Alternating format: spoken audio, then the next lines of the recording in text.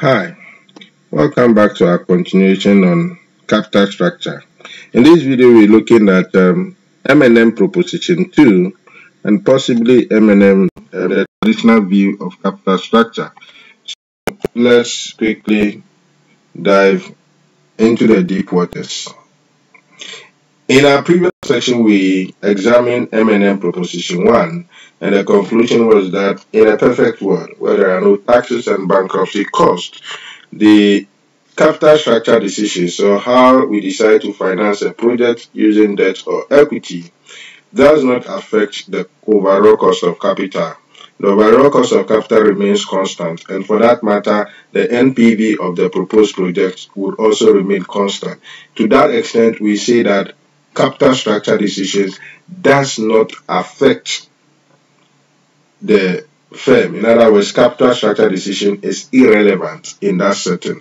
Okay, so this was M&M Proposition 1. Now, after publishing this paper in 1958, Modigliani and Miller received a lot of backlash. In other words, they had a lot of criticism because we obviously don't live in a perfect world. If you are buying shares, you have to pay some transactional costs. If you are selling your bonds or you are issuing bonds, you have to pay. There are some transactional costs that you have to pay. And there are obviously issues regarding taxes that you have to take care of. So because we don't live in a perfect world, the model presented in M&M Proposition 1 were too simplistic, and they needed to be revised. And so Modigliani and Miller came back with some slight modification to their model. Now, in their M&M Proposition 2, they made very simple alterations to their first model. They looked at the impact of taxes, so they relaxed the assumption on taxes and said, look, what if we allowed taxes to be prevalent in the capital market? In other words, we introduce taxes into the model. And they realized that after introducing taxes into the model, the debt which is being employed has some tax benefits. And because of that, the tax which has been introduced actually favors the use of debt financing. Okay, so as you use more debt, the benefits derived from tax, which we call the interest tax shield, actually increases the value of the firm. In other words, it reduces the cost of capital, and that causes NPV to go up significantly. So in our model here, we've just repeated what we had in M&M Proposition 1. If you look up here, you have 100% in column A, we have 100% debt financing, 0% equity, 90% debt financing, 10%.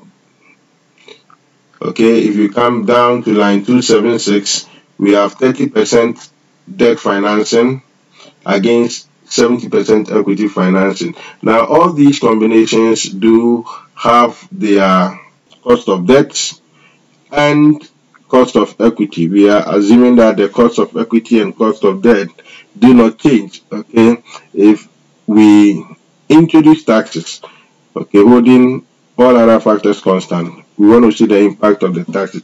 Now, the tax creates this tax shield or tax haven for these firms, and because of that, we find out that the overall cost of capital, which is the weighted average cost of capital, it's a weighted average of cost of debt, cost of equity, turns out to be 20%.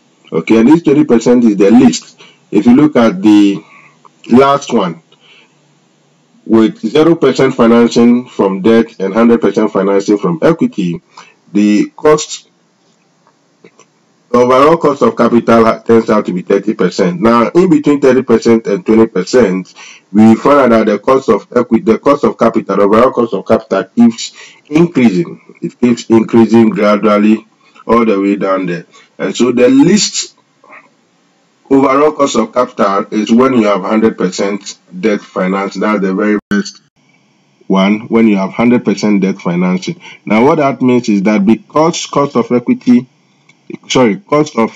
capital has an inverse relationship with NPV, the cost of capital that is least will produce the highest NPV. So when we look at our NPV column, you realize that the highest cost of capital, weighted average cost of capital, is producing a negative NPV, telling us that the proposed project is not good.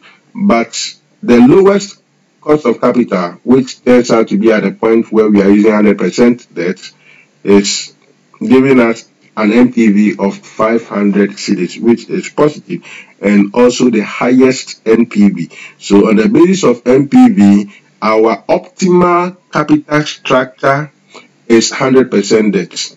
It's 100% debt. And this is M&M proposition 2, that if we relax the assumption on taxes and default, okay, the probability of default, then the optimal capital structure is for the firm to use 100% debt financing. That is the optimal capital structure.